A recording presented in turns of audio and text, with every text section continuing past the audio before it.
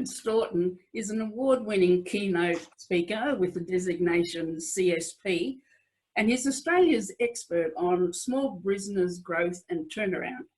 David, thank you for talking with me today.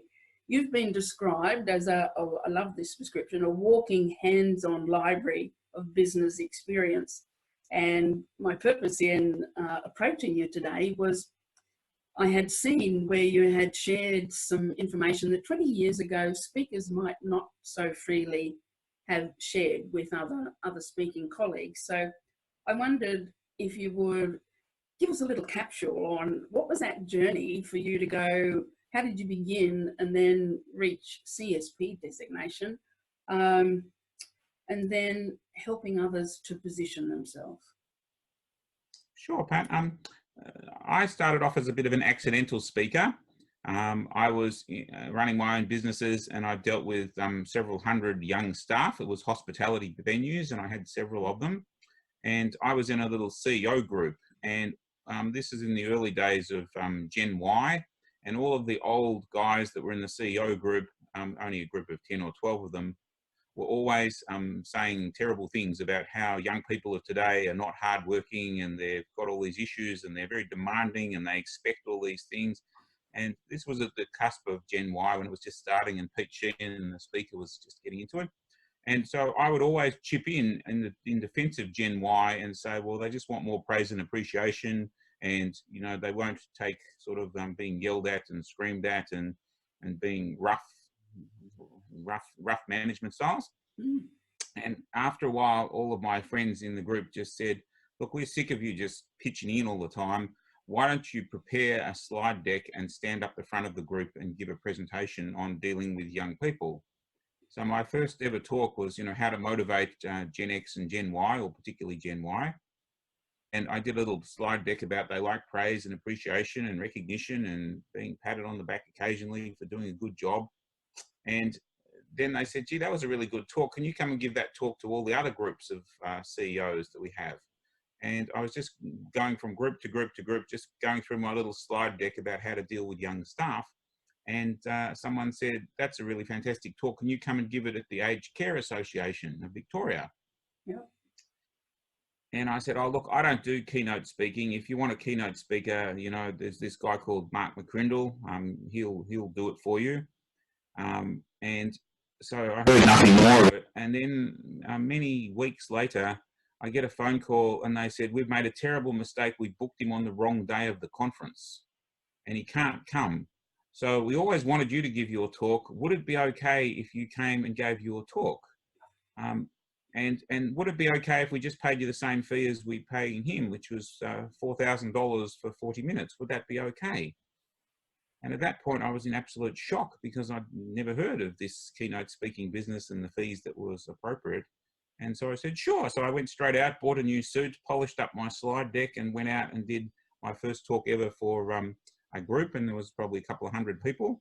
And it was all very nice, except for I was really, really nervous. And as I stood up, the belt microphone pack fell off and just clunked on the floor and ripped the microphone off me. And so I stood up and put it back on again and got going, and it went really, really well, and they really liked it. And they must have liked it really a lot because they then rebooked me for the national conference. And I walked onto the stage, probably my fourth or fifth presentation was to 2,000 people at the convention centre in Melbourne. So, and it was the same little talk, which was just at that time how to deal with young staff. I'd had lots and lots of experience, so I talk about things that I'd learnt and I had worked on and was what's worked for me. And that's how I got started. And then from there, I just gave more and more and more other talks on that topic, and then I went out to conferences and had some more success, and that's sort of how it got started. And the big one is your talk has to be so good that you get other talks from it, is the thing. Yeah. And sometimes that's not the case. If your talk's just average, and they don't come back and they don't tell other people, then you have to go and find more business all the time, and yes. That's much harder. So making the audience enjoy it, telling stories, laughing, having good opening and closing, probably all important. Yes, yes. Yeah, I definitely would agree with you there, especially the opening and closing. They're kind of two key moments, aren't they? They are. Yes. You know, some people, I've literally seen people go through a presentation and 45 minutes into a 90-minute presentation, they go, well, I've run out of material. And it's sort of like, really? Yeah. And then there's other ones that have gone, I brought 100 deck, 100 slides and I'm 10 slides in and I've only, and I've run out of time and I've got 90 slides to go. So you're either going to get a movie show, click, click, click, click, click, click, click, click, click, or they're going to walk off and everybody goes, we just did the opening. Where's the rest? Or where's the, the two ends? So yeah, that's a big one. So that for you, that polishing and refining to get that right, it's sounding to me that was like right there in the beginning anyway. That capsule you created was really good. No, if I look back on it now, I'd call it terrible. So it was just that everybody thinks they're a terrific speaker. And as I keep saying to some people who are really obsessed by it, no one loves your topic as much as you and probably your mum. Everybody else doesn't want to hear the Wikipedia of whatever your topic is. They want to hear the highlight reel, the sexy bits, the fun stories, the laughter lines, the mantras, the themes. They don't want to hear, let me read from the book. Yes. Most people are not as in love with your topic, and particularly for a lot of conferences where they've not paid for the ticket and they've not come along to hear you, they've bought a whole conference and you happen to be speaker number 5 out of 10 or 20 or 50. Yep. And really they are conscripts. And so you absolutely beating them up on some topic that you think they should hear is not a good thing. And that's probably a bit of an issue for some speakers, is that they're too passionate about their topic and other people don't really care that much about it. So your job is to sell me the sizzle of your topic, not to actually read me the entire encyclopedia of it, probably. Yes. Yeah. I'm so excited that this is part 1 of 100 parts and I have more. Not, I'll try and give you 100 parts today. Yes. I remember in New Zealand, I was president of the National Speakers Association over there, and a group of us got together at one point and we agreed to share all of the questions that we each asked when we took a brief yes. from the client for a conference. And so we ended up with many hundreds of questions.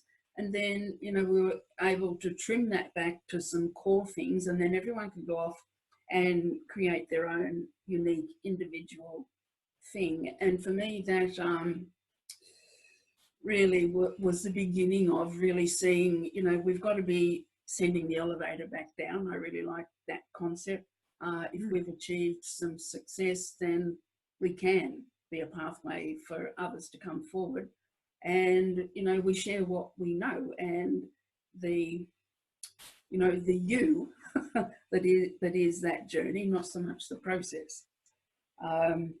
Recently on LinkedIn, you shared a fee schedule that I thought was just wonderful, to be able to demonstrate the different levels which aspiring speakers can perhaps go through and see how to position themselves.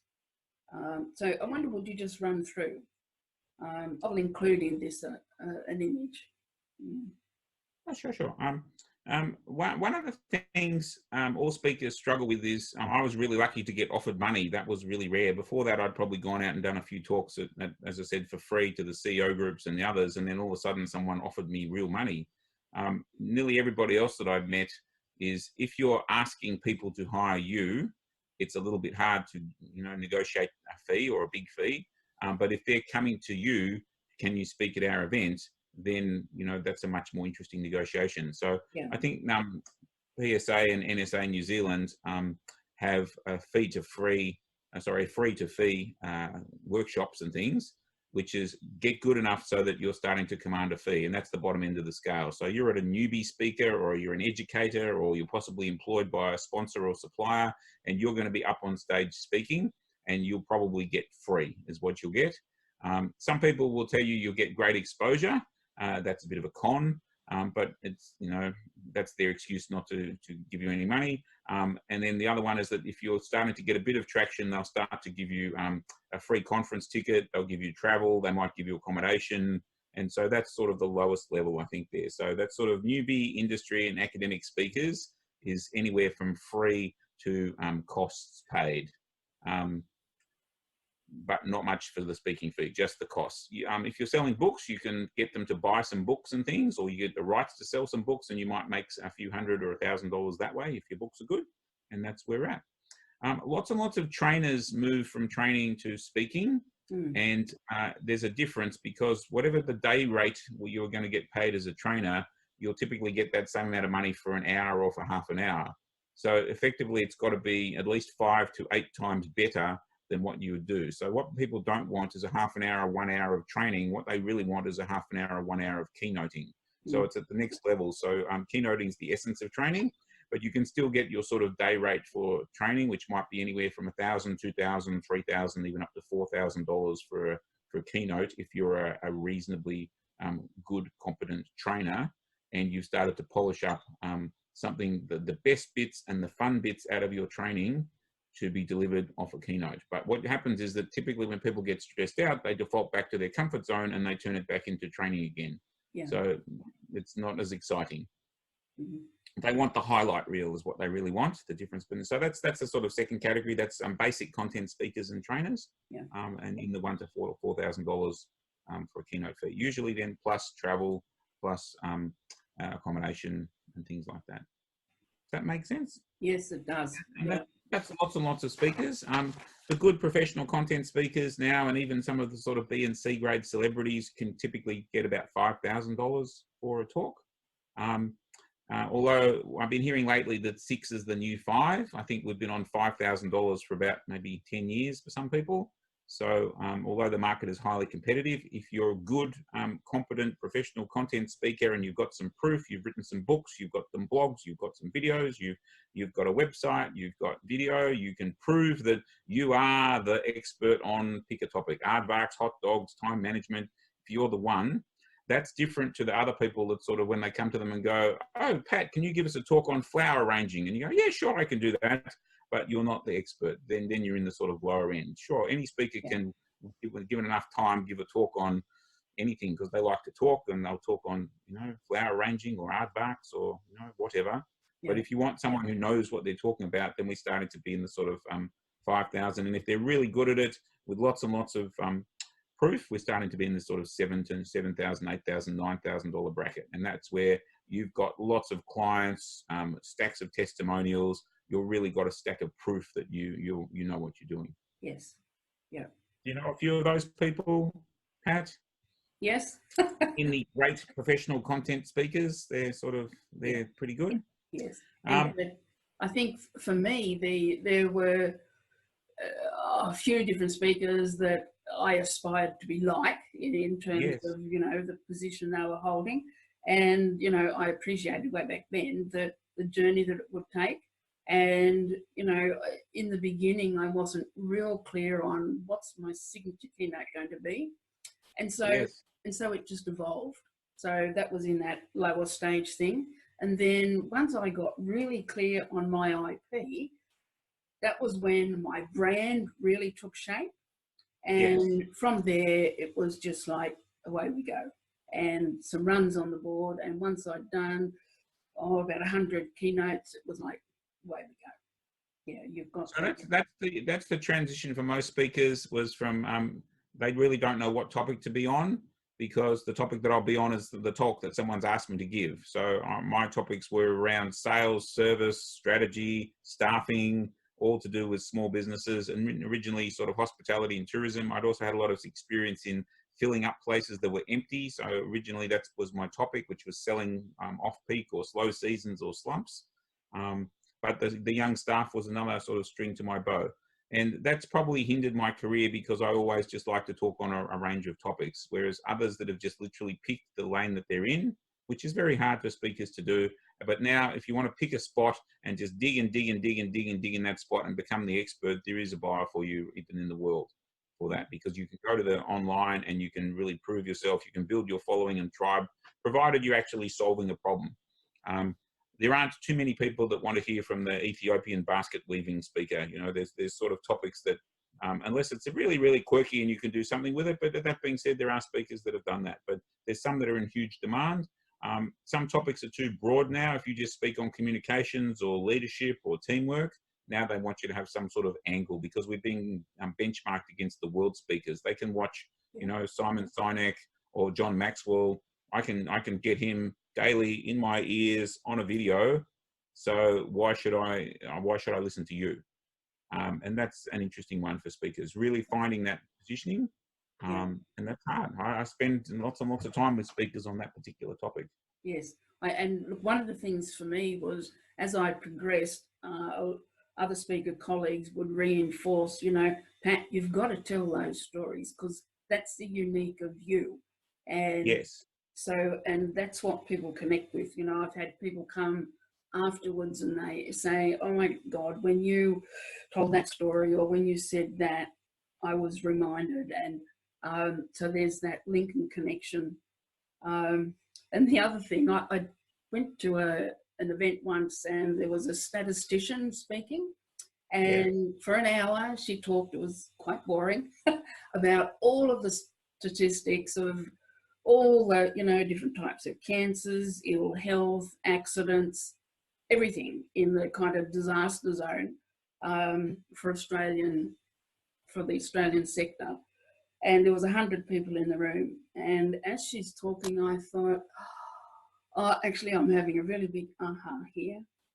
Any of those situations, people, situations, circumstances, those people are here in the room today. There'll be 5 or 6 people here who've lost a child. There'll be people here who know somebody with breast cancer, and on and on and on that list. And so irrespective of occupation that people might be in, it's like these are their personal situation.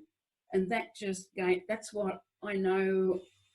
I know now that I give myself permission to tell the stories that I tell because I know who's in the room. So, you know, I also have a good briefing, so I'm getting the business information, but there's also this picture of the person that's in the room.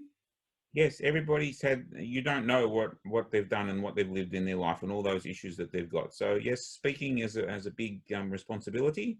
The other one that's interesting, you mentioned there, was that people, when you speak, you've got to work out what exactly the topic is. And again, lots of people don't want lots and lots and lots of data. It's about the stories that you tell.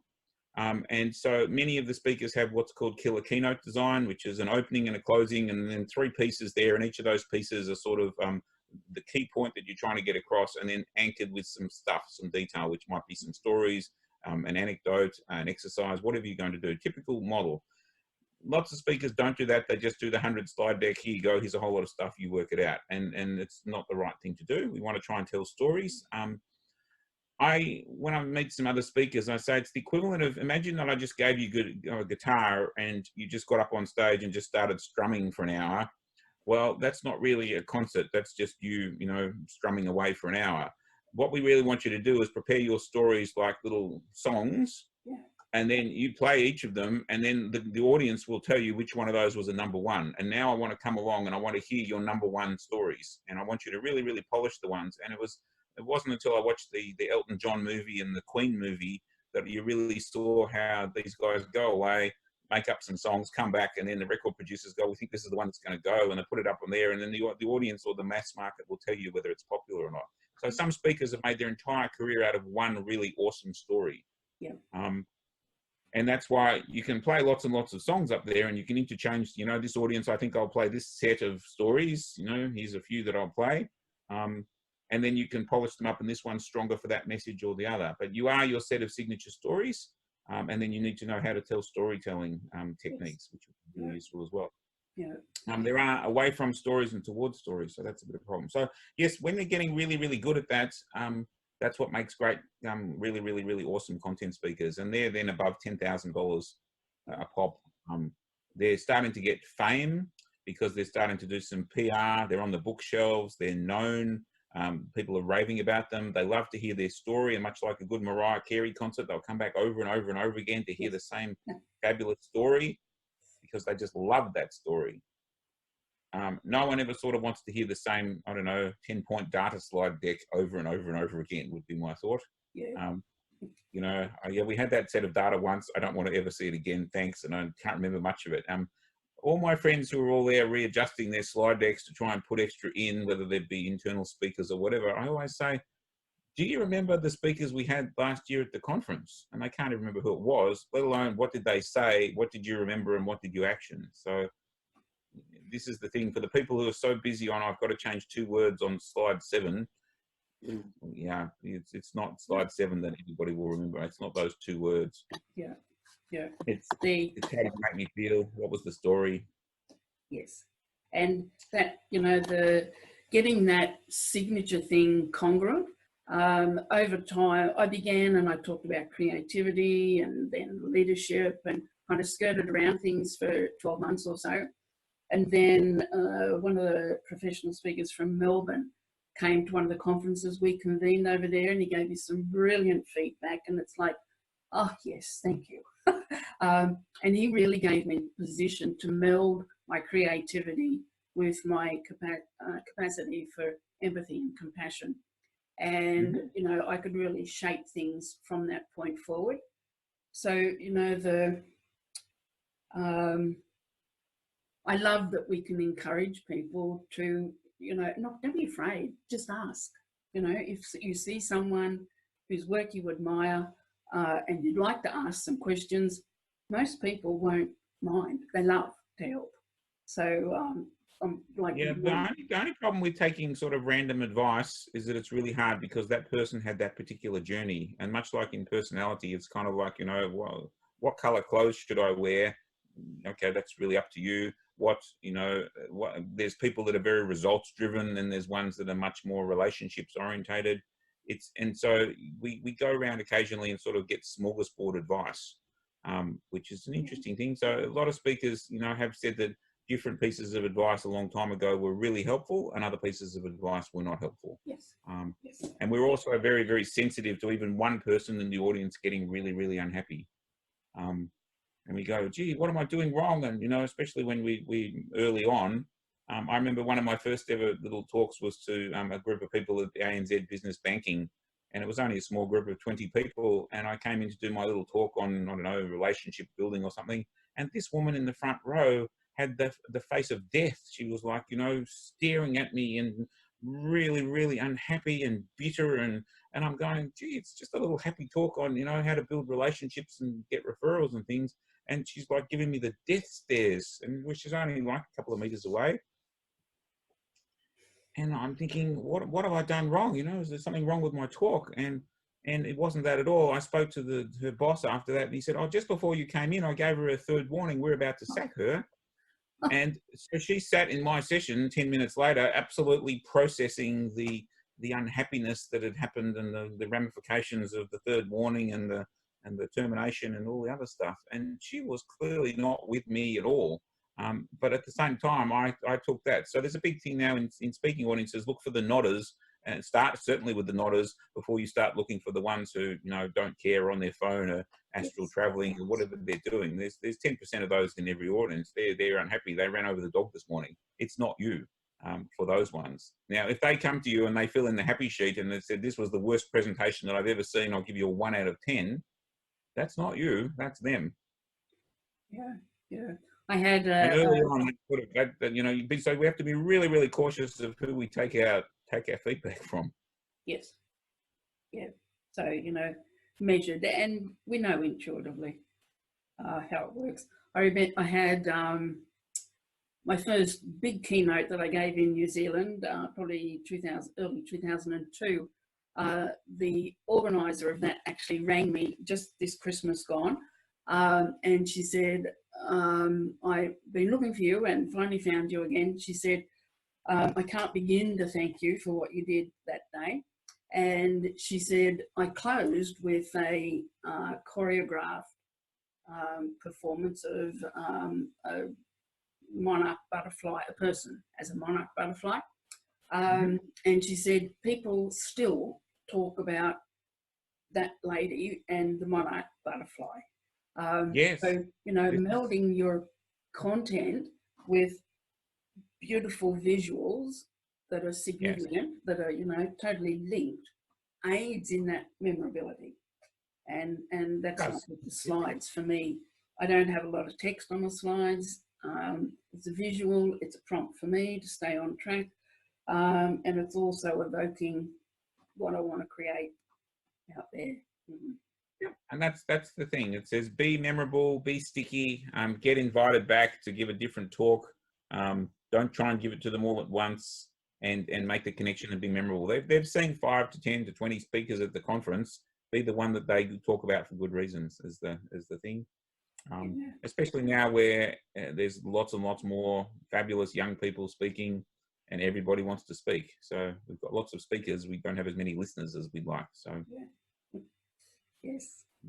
that's David, thank you so much for your time. I so appreciate that, and I know the listeners and viewers will as well.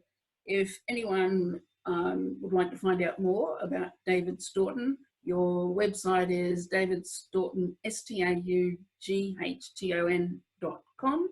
And .com.au or .com, either one. So davidstaughton.com or davidstaughton.com.au, and I put up about 50 blogs for newer speakers and established speakers. So lovely. I just put all the resources there that were helpful, because lots of speakers kept asking me questions, and I put some answers in there and shared resources. So lovely. They're all there. All right, I will lead people through that at the end. David, thank you so much. I hope we connect in the real world. It's a point down the track. I'll see you at one of the speaking events. All right. Thanks, Pat. Thanks, everybody. Bye for now. Thank you.